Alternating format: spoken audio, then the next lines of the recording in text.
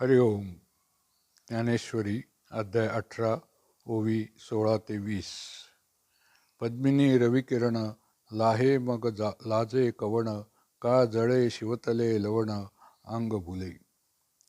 सूर्यविकासिनी कमळाला सूर्यकिरणांचा योग झाला म्हणजे मग कोण संकोचून राहणार.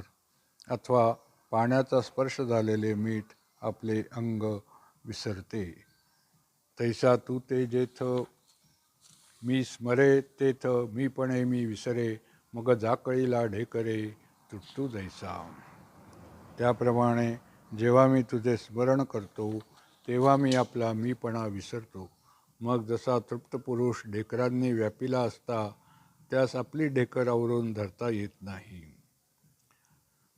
मज तुवा जी केले तैसे माझे मीपण धाडूनी देशे स्तुती मिसे पाच पिसे बांधले वाचे. महाराज, मला तुम्ही तसे केले आहे.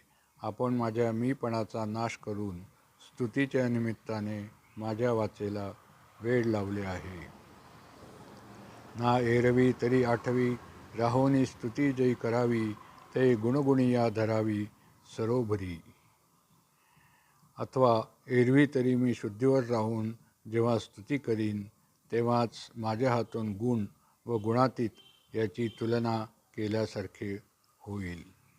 तरी तुझी एकरसाचे लिंग केवी करू गुणागुणी विभाग मोती फोडोनी सांधिता चांग की तैसेची भले. आणि महाराज, तुमचे स्वरूप एकरस आहे. मग तुमच्या ठिकाणी गुण व गुणातीत ही निवड कशी करता येईल. हे पहा, मोती अगोदर फोडून मग सांधणे चांगले किंवा ते आहे तसेच संबंध ठेवणे चांगले. हरि ओम.